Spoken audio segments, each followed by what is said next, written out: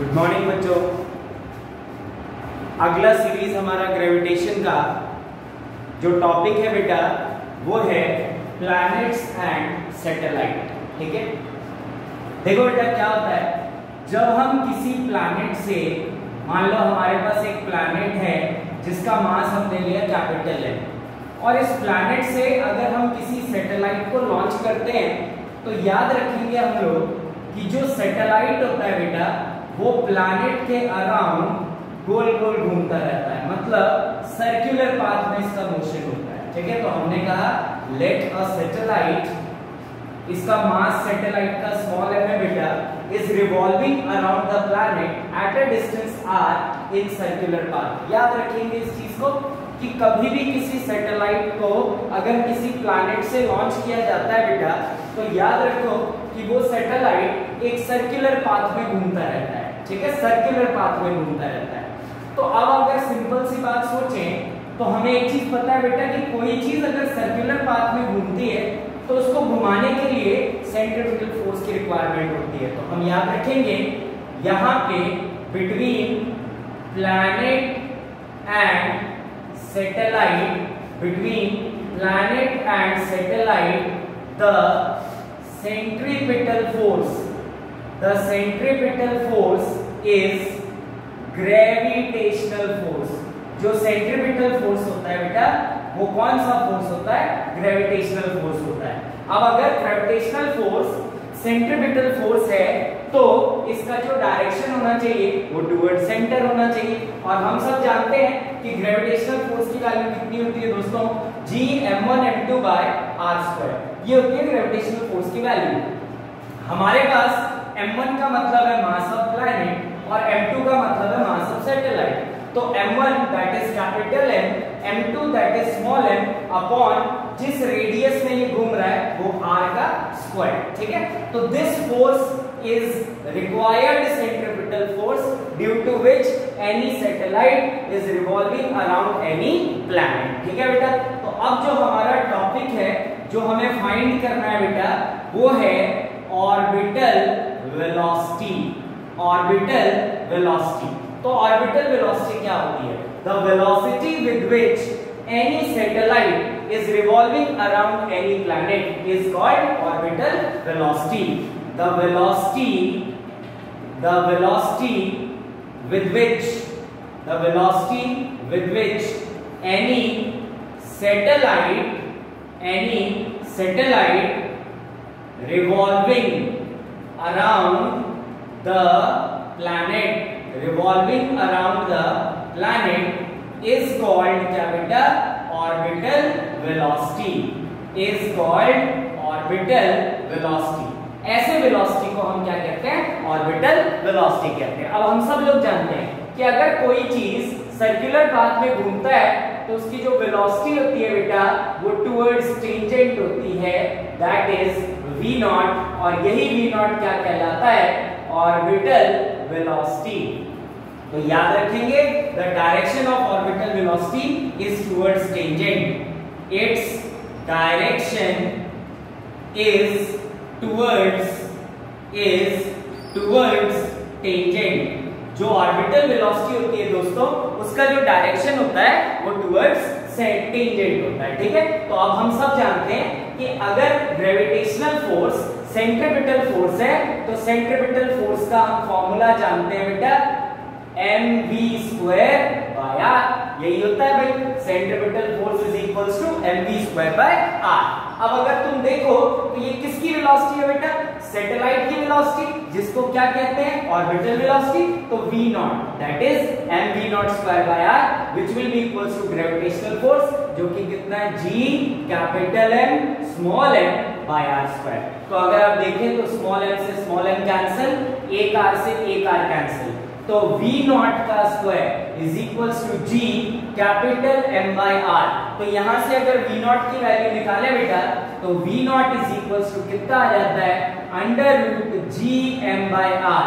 अब इस रिलेशन को बहुत ध्यान से समझना। देखो बेटा, जो ऑर्बिटल वेलोसिटी होती है वो सैटेलाइट की होती है, तो अगर तुम इस इक्वेशन को देखो ना तो ऑर्बिटल वेलोसिटी जो है वो सैटेलाइट के मास पे डिपेंड ही नहीं करती है, वो सिर्फ डिपेंड करती है किस पे बेटा, मास ऑफ प्लैनेट पे डिपेंड करती है और डिस्टेंस पे डिपेंड करती है। क्लियर है बात सबको? तो हम कहेंगे कि ऑर्बिटल वेलोसिटी, और ये बात बहुत इंपॉर्टेंट है, ध्यान से समझ में आना चाहिए, ऑर्बिटल वेलोसिटी डज नॉट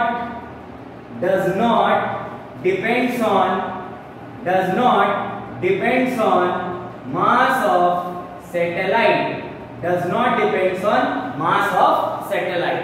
जो ऑर्बिटल वेलोसिटी होती है बेटा वो सैटेलाइट के मास पे डिपेंड नहीं करती है, it only depends on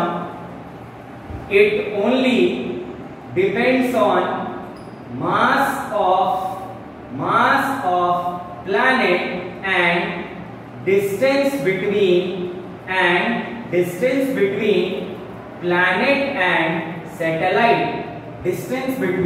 planet and satellite, ठीक है बेटा? तो जो सैटेलाइट प्लैनेट से दूर होता है उसका ऑर्बिटल वेलोसिटी क्या होता है, कम होता है, धीरे धीरे घूमता है वो। क्लियर हो गई बात सबको? तो अब सोचो अगर ये एक सैटेलाइट है, ये सर्कुलर पाथ में घूमता है, तो टोटल डिस्टेंस ये कितना कवर करेगा बेटा, सर्कमफ्रेंस ऑफ द सर्कल। तो total distance covered by satellite कितना होना चाहिए बेटा, सर्कमफ्रेंस के बराबर, दैट इज 2 पाई और साथ में क्या बेटा, r। तो अब अगर मैं टाइम पीरियड निकालना चाहता हूं, टाइम पीरियड ऑफ सैटेलाइट, अगर अपन इसका टाइम पीरियड निकालना चाहें तो टाइम पीरियड जो होना चाहिए वो क्या होना चाहिए बेटा, 2 pi r by speed, when distance is equals to speed upon time, तो time is equals to distance upon speed. तो t इज इक्वल्स टू, यहाँ स्पीड का क्या मतलब है बेटा, स्पीड का मतलब यहाँ पे है ऑर्बिटल वेलोसिटी। तो अब अगर अपन वैल्यू डालें तो 2 pi r by v naught, that is orbital velocity. तो ये क्या आ जाएगा, under root g capital M by r। तो t इक्वल्स टू क्या लिख सकते हैं, 2 pi r multiply under root r by और साथ में क्या बेटा, gm। अब अगर मान लो दोनों तरफ मैं स्क्वायर कर दूं, स्क्वायरिंग बोथ साइड, अगर अब अपन कर दें स्क्वायरिंग बोथ साइड, तो देखो क्या आएगा, ये हो जाएगा अपने पास स्क्वायरिंग बोथ साइड, तो ये मिलेगा आपको बेटा t square is equals to 2 pi r का square multiply under root r by gm, और इसका क्या बेटा, स्क्वायर से रूट कैंसल, तो t square is equals to 4 pi square r square into r by gm होना चाहिए बेटा। तो यहां से अपन क्या लिख सकते हैं, t square is equals to 4 pi square r cube और अपॉन क्या बेटा, gm। तो ये मिला आपको टाइम पीरियड का रिलेशन, और याद रखेंगे बेटा ये टाइम पीरियड का जो रिलेशन है यही होता है तुम्हारा कैप्लियर्स लॉ। तो देखोगे अगर तुम, तो t square is equals to 4 pi square by gm, ये तो क्या है बेटा, पूरी की पूरी टर्म कांस्टेंट है, और साथ में r क्यूब, तो t square is proportional to क्या बेटा, r क्यूब। इसको कैप्लियर्स का लॉ भी कहते हैं, this law is given by Kepler's, इसको कहा जाता है कैप्लियर्स का लॉ। तो अगर मान लो हमारे पास दो सैटेलाइट्स हैं जो एक ही प्लैनेट से छोड़े गए, मान लो एक का टाइम पीरियड t1 है और दूसरे का टाइम पीरियड t2 है, तो हम क्या रिलेशन बना सकते हैं, और एक का डिस्टेंस r1 है दूसरे का डिस्टेंस r2 है, तो हम रिलेशन लिख सकते हैं t1 बाय t2 का square is equals to r1 cube by r2 cube. हो जाएगा बेटा, ये आ जाएगा आपके पास रिलेशन। और याद रखना ये जो लॉ है यही तुम कैप्लियर्स लॉ में भी पढ़ोगे, this law is given by Kepler's. Clear हो गई बात सबको? तो ये था आपका एस्केप वेलोसिटी और टाइम पीरियड और साथ में कैप्लियर्स का लॉ। अब हमारी अगली हेडिंग होगी बेटा एनर्जी ऑफ अ सैटेलाइट। तो write down next heading, energy of a satellite. Energy of a satellite. तो हम सब लोग जानते हैं बेटा हमारे पास तीन टाइप की एनर्जी होती है। एक होता है हमारे पास काइनेटिक एनर्जी, एक होता है हमारे पास पोटेंशियल एनर्जी और एक होता है हमारे पास टोटल एनर्जी। तो हम देखते हैं, अगली हेडिंग डालो बेटा, energy of satellites, energy of satellite. तो अगली हेडिंग है हमारी एनर्जी ऑफ सैटेलाइट। हम सब जानते हैं तीन तरीके की एनर्जी होती है, kinetic energy, potential energy and third is total energy which is kinetic energy plus क्या बेटा, पोटेंशियल एनर्जी। तो सबसे पहले हम बात करेंगे काइनेटिक एनर्जी की। तो हम सब लोग जानते हैं कि अगर मान लो एक प्लैनेट जिसका मास कैपिटल M है, इससे r डिस्टेंस दूर एक सैटेलाइट को लॉन्च किया गया जिसका मास स्मॉल m है, तो इसकी जो वेलोसिटी होती है वो v0 से अपन लिखते हैं। This velocity is called orbital velocity और इसकी वैल्यू कितनी होती है बेटा, इट इज √gm बाय कितना, r, यही होता है। तो हम कह सकते हैं सबसे first kinetic energy of satellite की अगर बात करें बेटा, तो काइनेटिक एनर्जी का फॉर्मूला होता है हाफ mv²। याद रखना, m मतलब मास ऑफ सैटेलाइट, v मतलब स्पीड ऑफ सैटेलाइट। तो हम लिख सकते हैं kinetic energy equals to half small m into v0 का क्या बेटा, स्क्वायर। तो हम क्या लिख सकते हैं, kinetic energy equals to half into m into √g capital M by r और इसका क्या बेटा, स्क्वायर। तो स्क्वायर से रूट को अगर कैंसिल कर दें तो kinetic energy of the satellite आ जाएगा g capital M small m by 2r। This is the relation of kinetic energy of the satellite. तो अब अगर तुम ध्यान से समझोगे तो g constant, mass of planet constant and mass of satellite constant, r पे डिपेंड करता है काइनेटिक एनर्जी बेटा। मतलब कि जैसे जैसे आप प्लैनेट से दूर जाते जाएंगे बेटा, r की वैल्यू बढ़ती जाएगी और सैटेलाइट की काइनेटिक एनर्जी क्या होती जाएगी, डिक्रीज होती जाएगी। याद रखना, as we move away from the क्या बेटा, as we move away from the planet the kinetic energy of satellite decreases by the factor कितना बेटा, r। समझो, काइनेटिक एनर्जी स्पीड पे डिपेंड करता है, स्पीड भी r पे डिपेंड करता था क्योंकि बाकी चीजें तो कांस्टेंट है। तो अगर स्पीड कम होता जाएगा प्लैनेट से दूर जाने पे तो काइनेटिक एनर्जी भी क्या होती जाएगी बेटा, कम होती जाएगी। अब हम बात करेंगे next, second, potential energy of planet and satellite. अब एक चीज याद रखना बेटा, पोटेंशियल एनर्जी सिस्टम का निकाला जाता है, सिंगल बॉडी का नहीं। तो पोटेंशियल एनर्जी तुम सिर्फ सैटेलाइट का नहीं निकाल सकते हो, पोटेंशियल एनर्जी निकलता है सैटेलाइट और प्लैनेट दोनों के कॉम्बिनेशन का। तो हम सबको पता है यहाँ पे जो पोटेंशियल एनर्जी होगी बेटा वो कौन सी होगी, ग्रेविटेशनल पोटेंशियल एनर्जी। तो हम सब जानते हैं gravitational potential energy U is equals to क्या होता है बेटा, -Gm1m2 बाय कितना, r। तो जो पोटेंशियल एनर्जी हमें मिलेगा प्लैनेट एंड सैटेलाइट का capital M small m by r। अब अगर अगेन तुम देखो तो पोटेंशियल एनर्जी भी किस पे डिपेंड कर रहा है बेटा, r पे ही डिपेंड कर रहा है। क्लियर है बात सबको। तो अब अगर हम इन दोनों को रिलेट करना चाहें, काइनेटिक एनर्जी और पोटेंशियल एनर्जी को, मतलब relation between kinetic energy and potential energy को अगर रिलेट करें तो देखो Gmm बाय, मतलब काइनेटिक एनर्जी की वैल्यू है G capital M small m by r और इसकी 2r और इसकी है Gmm बाय r और एक माइनस का साइन है। तो अपन ऐसा कह सकते हैं कि kinetic energy is equals to minus of potential energy divided by कितना बेटा, 2। क्लियर हो रही है बात सबको। और अगर इसको इस तरफ ले आओ तो और भी अच्छी बात है, तो minus kinetic energy is equals to u by 2। अब हम बात करेंगे टोटल एनर्जी की। तो टोटल एनर्जी का क्या मतलब होता है बेटा, kinetic energy plus potential energy. तो अगला है हमारा total energy of the satellite, that is देखेंगे third, total energy of the satellite. तो टोटल एनर्जी का क्या मतलब है बेटा? Kinetic energy plus potential energy. तो kinetic energy plus potential energy, total energy को ई से लिख लेते हैं अपन। तो काइनेटिक प्लस पोटेंशियल अब तुमको करना है, तो काइनेटिक कितना बेटा? gmm/2r माइनस gmm बाय कितना बेटा? r।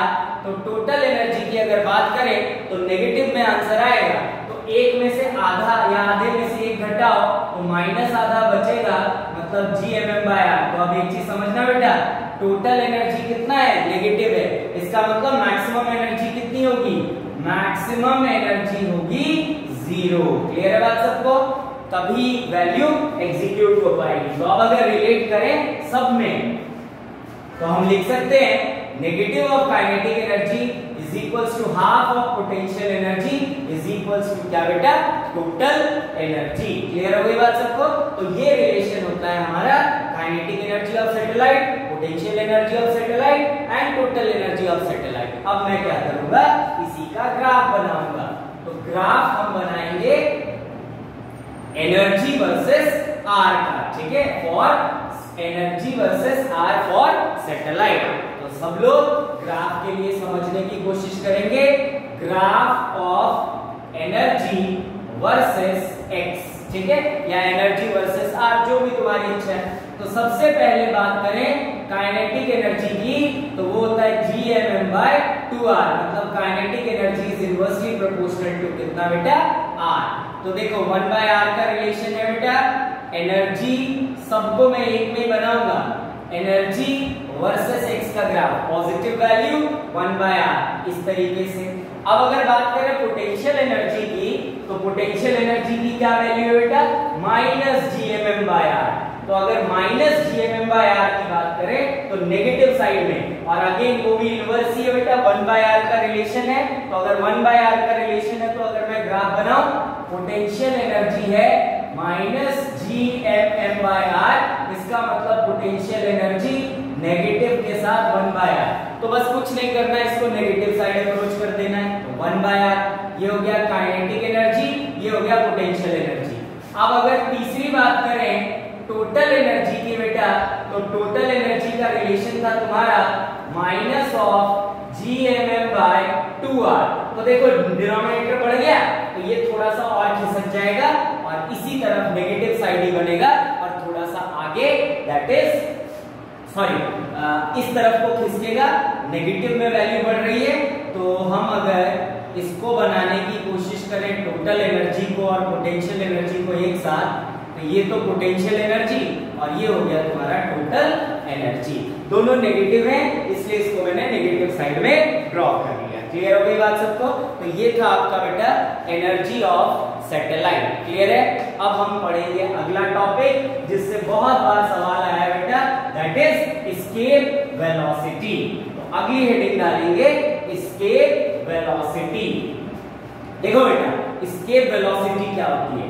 ये वो वेलोसिटी है जिससे आप अगर किसी चीज को ऊपर थ्रो करें तो मुड़ के वो कभी वापस ना आ पाए, उस वेलोसिटी को हम लोग कहते हैं बेटा escape velocity. The velocity with which if any particle is projected in upward direction, the particle cannot comes back, वो वापस मुड़ के कभी ना आए, उस वेलोसिटी को हमने नाम दिया है बेटा किस चीज का? एस्केप वेलोसिटी का। क्लियर है बात सबको? तो देखो बेटा क्या होती है एस्केप वेलोसिटी? एस्केप वेलोसिटी की अगर बात करें तो मान लो हमने किसी पार्टिकल को जिसका मास m था ऊपर की तरफ कुछ वेलोसिटी से फेंका और ये पार्टिकल मुड़ के कभी वापस नहीं आया, इस वेलोसिटी को हम क्या कहते हैं? Escape velocity. The minimum value of velocity with which if any particle is projected, it cannot comes back. That velocity is called escape velocity. That velocity is called escape velocity. उस velocity को हम लोग क्या कहते हैं बेटा? escape velocity कहते हैं. क्लियर हो रही बात सबको? हमने क्या किया? एक पार्टिकल को प्रोजेक्ट किया, ये पार्टिकल मुड़ के कभी नहीं आया, इस वेलोसिटी को क्या नाम दिया बेटा? escape velocity का नाम दिया. तो आप समझना बात को ध्यान से. देखो, एक पार्टिकल को अगर तुम ऊपर फेंकते हो तो वो वापस इसलिए आता है बेटा क्योंकि सर्टेन हाइट पे जाके वो रुक जाता है और उसके बाद फिर नीचे आ जाता है. क्यों? क्योंकि हम सबको पता है बेटा, when the particle becomes at rest, the direction of motion will be changes. उस केस में मोशन का डायरेक्शन क्या हो जाता है? चेंज हो जाता है. तो याद रखो, कोई भी चीज इसलिए नीचे आ जाती है क्योंकि किसी हाइट पे जाके उसकी वेलोसिटी जीरो हो जाती है. क्लियर है बात सबको? तो अगर तुम चाहते हो कि पार्टिकल मुड़ के कभी ना आए तो हमारा फर्स्ट कंडीशन ही क्या होना चाहिए बेटा कि इसकी वेलोसिटी किसी भी हाइट पे जीरो होनी नहीं चाहिए. अगर जीरो हो गई फिर तो डेफिनेटली है कि वापस आएगा. तो इसका मतलब क्या हुआ? To achieve the value of escape velocity we must consider कि इस पार्टिकल को कहीं नहीं रुकना, चुपचाप आगे बढ़ते हुए चले जाना है. क्लियर बात सबको? क्यों? क्योंकि रुकते ही फिर ये नीचे आने लगेगा. तो for remember always, for escape velocity कोई भी चीज वापस आती है सिर्फ इसलिए क्योंकि किसी हाइट पे जाके बेटा उस पार्टिकल की वेलोसिटी जीरो हो जाती है. और जैसे ही पार्टिकल की वेलोसिटी जीरो होती है वैसे ही पार्टिकल कहाँ आने लगता है दोस्तों? नीचे आने लगता है. तो हम ये चाहते हैं कि पार्टिकल कभी मुड़ के वापस ना आए. तो कभी मुड़ के वापस नहीं आए इसका मतलब इसकी वेलोसिटी जीरो होनी नहीं चाहिए. तो अगर पार्टिकल मुड़ के वापस नहीं आए और इसकी वेलोसिटी कभी जीरो नहीं होनी चाहिए बेटा, तो ये पॉसिबल नहीं है. तो हम क्या कहते हैं बेटा कि for escape velocity let at h is equals to infinity the velocity of projected particle be zero. ठीक है बेटा? तो किसी height h is equals to infinity पे हम ऐसा मान के चलेंगे कि पार्टिकल की वेलोसिटी कितनी हो जाएगी? जीरो हो जाएगी. ठीक है? क्यों? क्योंकि ऐसा पॉसिबल नहीं है कि पार्टिकल की वेलोसिटी जीरो हो ही ना, पर हमें एस्केप वेलोसिटी को समझना है, इसलिए हम ऐसा मान के चलते हैं कि for escape velocity we consider at h is equals to infinity the velocity of particle becomes equals to कितना बेटा? जीरो. क्लियर हो गई बात सबको? तो अब इसको समझने की कोशिश करना.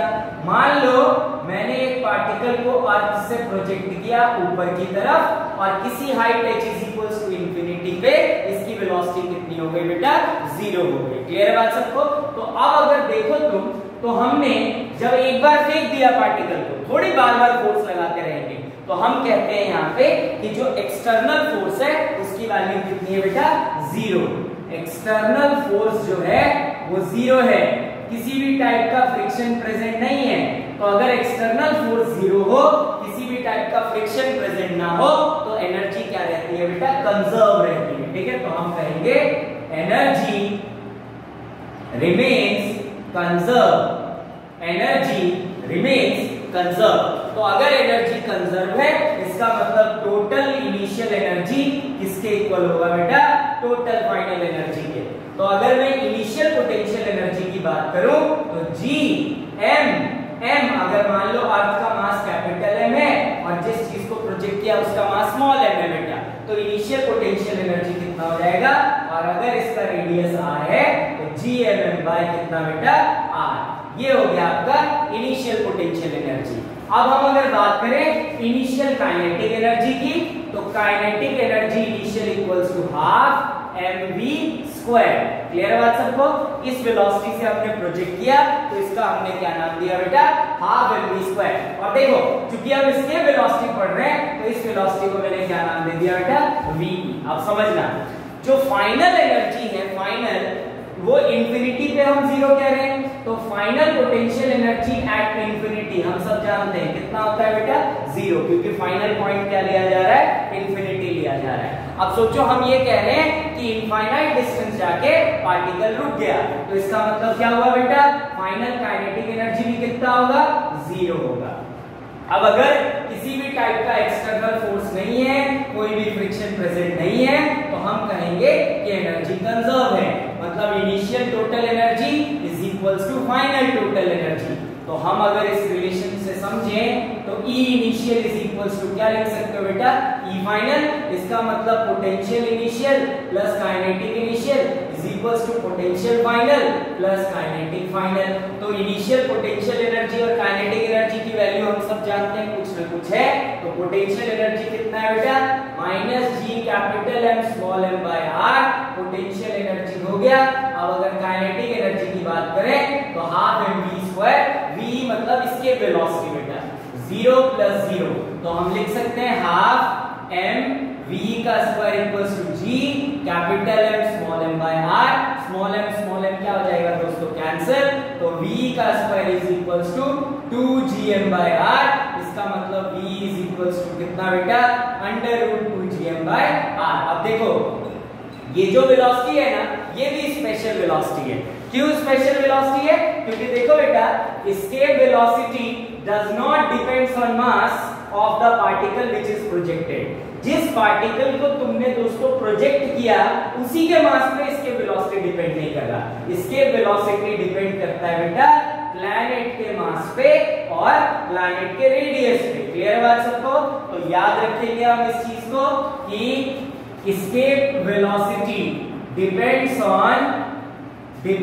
On mass of planet. तो हम एक चीज याद रखेंगे बेटा कि हर प्लैनेट का मास अलग अलग होता है। इसका मतलब अगर मान लो अर्थ से तुम्हें किसी चीज को प्रोजेक्ट करना है और वापस नहीं मोड़ना है, और मून से प्रोजेक्ट करना है और वापस नहीं मोड़ना है, तो दोनों की इसके वेलोसिटी की वैल्यू क्या होती है बेटा, अलग अलग होती है। तो फ्रॉम अर्थ अगर हम बात करें, फ्रॉम अर्थ अगर बात किया जाए बेटा, तो जो इसके वेलोसिटी की वैल्यू होती है, देखो मास ऑफ अर्थ कितना होता है बेटा, मास ऑफ अर्थ सब लोग जानते हैं 6 × 10⁻24 kg, 6 × 10⁻24 kg।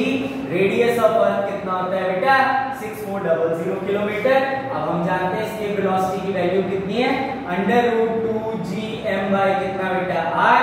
इसका मतलब अंडर रूट 2 × 6.67 × 10⁻11 × 6 × 10⁻24 अपॉन 6400।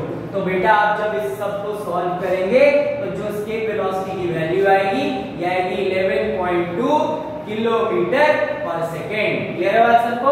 अगर आप किसी भी पार्टिकल को अर्थ से 11.2 किलोमीटर पर सेकेंड से फेंकते हैं तो वो पार्टिकल मुड़ के कभी भी वापस नहीं आता है। तो अर्थ से इसके वेलोसिटी की वैल्यू क्या होती है बेटा, 11.2 किलोमीटर पर सेकेंड। और हम एक चीज याद रखेंगे, अलग अलग प्लैनेट से इसके वेलोसिटी की वैल्यू क्या मिलती है बेटा, अलग अलग मिलती है। अब देखो एक और रिलेशन होता है इसकी वेलोसिटी का, इसका इंपॉर्टेंस ज्यादा है। अब जो हम रिलेशन निकालेंगे, ज्यादातर क्वेश्चंस इसी रिलेशन से हो जाते हैं सॉल्व बेटा, ठीक है? तो देखो ध्यान से, alternate equation of escape velocity, alternate equation of escape velocity की आप बात करते हैं बेटा।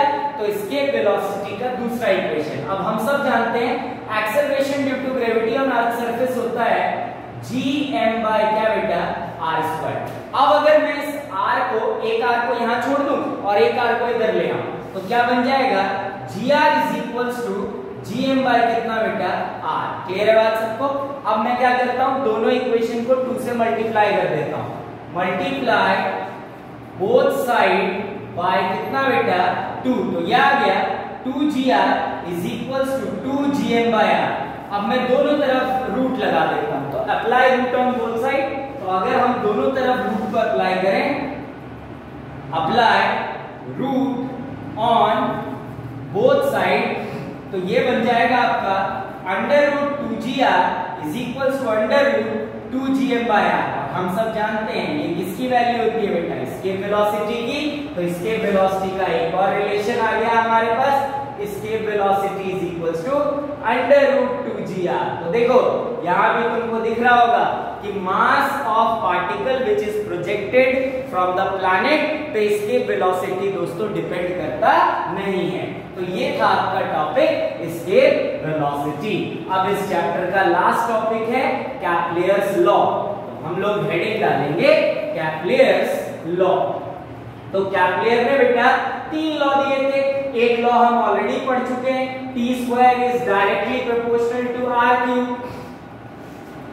तो यही कैप्लियर्स के 3 लॉ हमको पढ़ने हैं। तो कैप्लियर्स ने 3 लॉ दिए थे बेटा। कैप्लियर्स का जो लॉ होता है वो सिर्फ और सिर्फ वैलिड होता है प्लैनेट और सैटेलाइट के लिए। तो इस चीज को ध्यान रखना, Kepler's law is only valid for planets and satellites. ठीक है बेटा, किसी और चीज के लिए वैलिड नहीं है, सिर्फ वैलिड है प्लैनेट्स एंड सैटेलाइट्स के लिए। तो फर्स्ट अगला टॉपिक है हमारा Kepler's law. This is your last topic from gravitation chapter. ठीक है, तो देखो कैप्लियर्स ने 3 लॉ दिए थे। जो सबसे फर्स्ट लॉ, सबसे पहली चीज, valid only for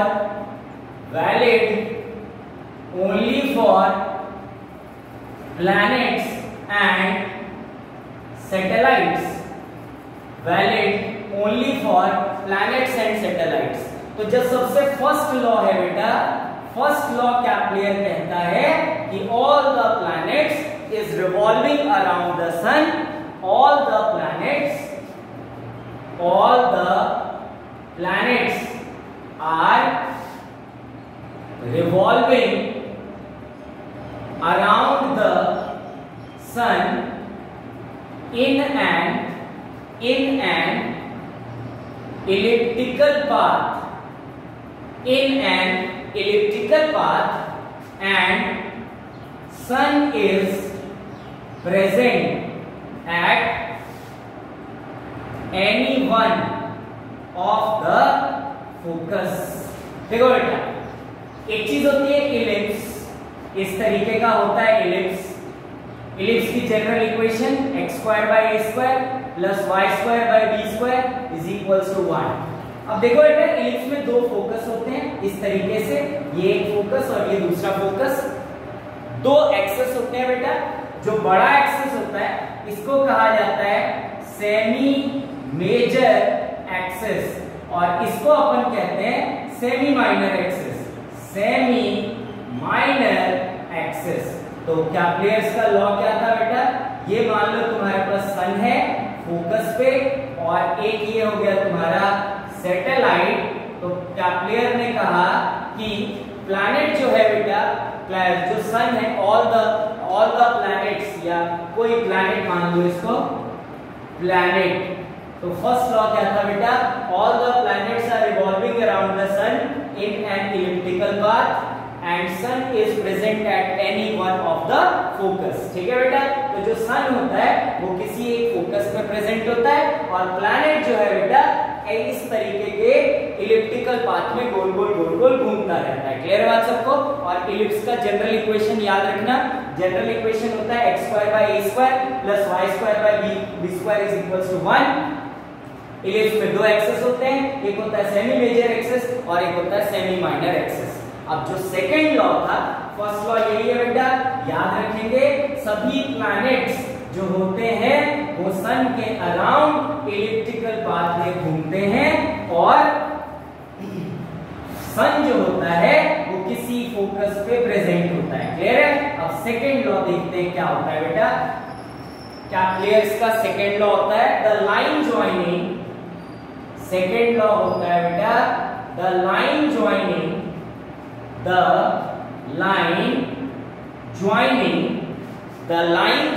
the planet to the sun, the line joining planet to the sun, the line joining planets to the sun covers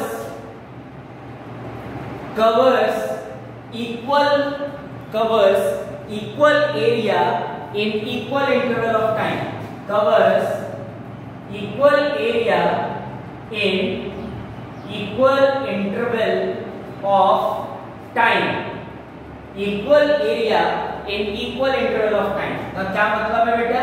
मान लो ये हमारे पास एक इलिप्टिकल पाथ है, और ये है तुम्हारा सन, और यहाँ पे है तुम्हारे पास एक प्लैनेट। ठीक है जी, क्लियर हो रही है बात सबको? तो कहा गया बेटा कि अगर मान लो क्या है, the line joining planet to the sun covers equal area in equal interval of time. मान लो ये ए पॉइंट है, ये बी पॉइंट है और एक पॉइंट यहाँ पे सी है, ठीक है। तो ये तुमको दिख रहा होगा बेटा, ए से बी जब चलता है प्लैनेट तो कुछ एरिया है A1, फिर बी से सी जाता है प्लैनेट तो कुछ एरिया मान लो A2। तो अगर T1 टाइम यहाँ है और T2 टाइम यहाँ है, मतलब A1 एरिया शिफ्ट करने में अगर प्लैनेट को T1 टाइम लगा तो C से B तक के लिए जो एरिया A2 है उसके लिए अगर T2 टाइम लगा, तो line joining the planet to the sun covers equal area in equal interval of time, मतलब जितना एरिया T1 टाइम में कवर करेगा उतना ही एरिया किस टाइम में कवर करेगा बेटा, T2 टाइम में कवर करेगा। क्लियर हो गई बात सबको? यहां से तुमको एक और चीज मिलती है जिसको कहते हैं बेटा एरियल वेलोसिटी। एरियल वेलोसिटी, तो देखो बेटा वेलोसिटी का फॉर्मूला होता था डिस्प्लेसमेंट अपॉन टाइम, यहाँ एरियल वेलोसिटी है तो एरिया कवर्ड अपॉन टाइम, यही कहलाता है तुम्हारा क्या बेटा, एरियल वेलोसिटी। क्लियर हो गई बात सबको? अब लास्ट जो लॉ था वो था T square is directly proportional to क्या बेटा, आर क्यूब। थर्ड लॉ जो होता है, थर्ड लॉ वो होता है time period square is proportional to क्या बेटा, R cube. The square of the time period of revolution of particle, लिख लो सब लोग, the square of the time period, the square of the time period of revolution of the particle of the planet around the sun is directly proportional to the cube of semi major axis, to the cube of semi major axis. इसी के साथ आपका gravitation chapter क्या होता है बेटा, खत्म। अब सब लोग क्वेश्चन प्रैक्टिस करो, escape velocity, energy of satellite, in topics पे थोड़ा ज्यादा फोकस रहना और ग्राफ पे, क्योंकि यही 3-4 चीजें इस चैप्टर में इंपॉर्टेंट है। Thank you class, thank you very much.